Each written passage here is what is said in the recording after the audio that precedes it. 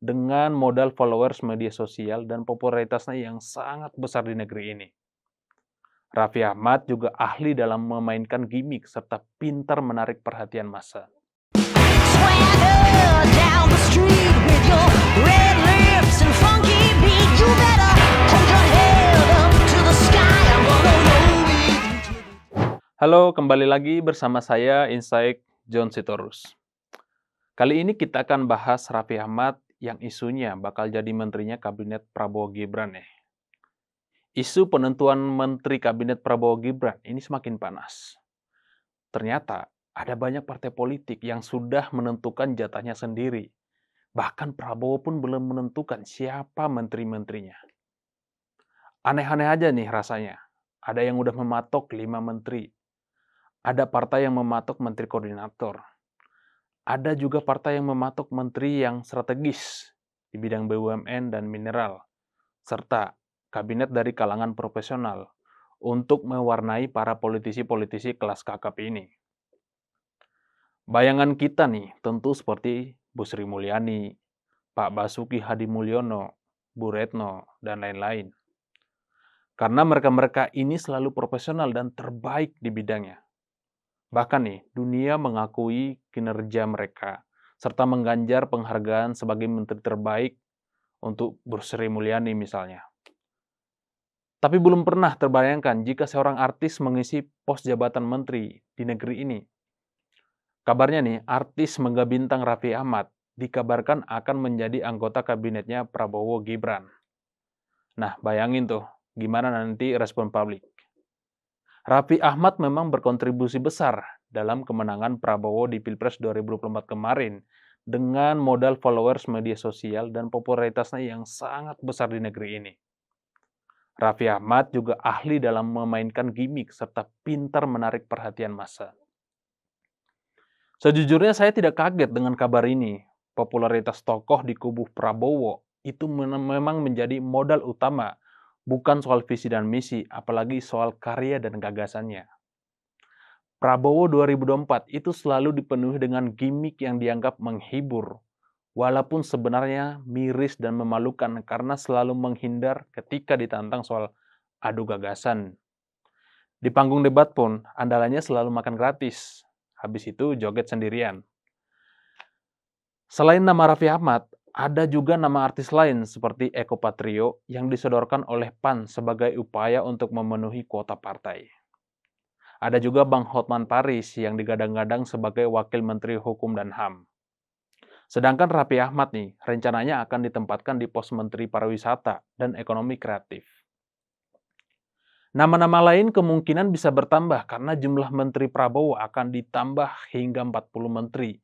Belum terhitung dengan wakil menteri dan kepala badan-badannya. Kayak nih kabinet Prabowo bakal ramai dan riuh nanti kalau setiap rapat kabinet ya. Apa yang ingin saya sampaikan? Sebegitu rendahnyakah kualitas sumber daya manusia kita hingga sampai artis dipaksakan jadi menteri? Cukuplah Gibran yang dipaksakan dengan mendompleng popularitas ayahnya. Jangan sampai nih, kementerian-kementerian dikorbankan sebagai usaha untuk uji coba. Maaf nih, negara ini bukan untuk coba-coba. Dari 275 juta penduduk Indonesia, ada sekitar 59.000 dokter dan profesor yang sangat ahli dan kompeten di bidangnya. Mereka-mereka ini benar-benar membangun namanya tanpa popularitas sama sekali, tapi mereka hidup dan besar di atas karya-karyanya. Kalau begini, saya jadi teringat Presiden Ukraina Volodymyr Zelensky yang berlatar belakang pelawak, tapi dipaksakan rakyat Ukraina lewat presiden lewat pemilihan Pilpres tahun 2019 yang lalu. Hasilnya sama seperti latar belakangnya, lawak. Zelensky bukannya membawa Ukraina makin maju, malah makin hancur. Setiap kebijakan politik dan kebijakan luar negerinya selalu menjadi bahan tertawaan dunia dan lelucon bagi warga-warga dunia. Saking lawaknya ini orang, Rusia pun ditantang untuk berperang. Hasilnya kota Kharkiv, Liman, Kherson, dan Lysychansk jadi hancur lebur gara-gara overproud. Tapi dia tak bisa mengukur kemampuan militer negara sendiri. Ekonomi Ukraina menjadi anjlok.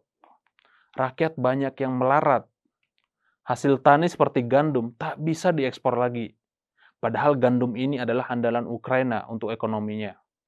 Suplai gas dari Rusia itu berhenti, bahkan sampai sebagian besar Eropa menanggung akibat dari presiden lawak ini. Zelensky dan Raffi Ahmad memang beda posisi, andai Raffi Ahmad nanti benar jadi menterinya kabinet Prabowo. Zelensky menjadi presiden, Raffi Ahmad jadi menteri. Tapi dua-duanya sama-sama bermodalkan popularitas.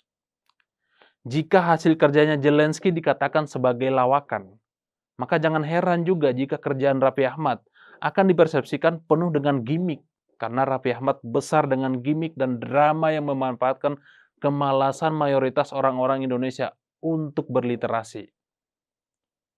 Satu yang saya khawatirkan juga adalah penunjukan menteri seperti Raffi Ahmad ini akan menjadi presiden buruk ke depan.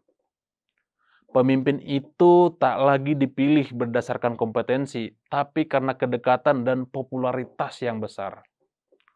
Kantor-kantor pemerintahan tak lagi menerapkan sistem yang baik atau merit system. Korupsi, kolusi, dan nepotisme itu makin subur. Orang-orang miskin yang tak punya orang dalam tak bisa lagi punya kesempatan untuk maju dan kaya lagi karena hak mereka sudah direbut oleh mereka-mereka yang mengandalkan orang dalam. Pesan saya, jangan berekspektasi besar kepada kabinet Prabowo nantinya. Karena isu andalannya hanya sekedar makan siang gratis. Posisi menteri-menterinya juga sekedar mengakomodir balas jasa atas dukungan Pilpres 2024. Itu pun mereka lagi pusing bahas uangnya dari mana, karena itu membutuhkan biaya yang super besar, 400-an triliun. Belum lagi mikirin IKN yang dananya hampir sama. Lalu, apa kabar Indonesia Cemas? Maksud saya Indonesia Emas 2045. Saya John Sitorus, Insight.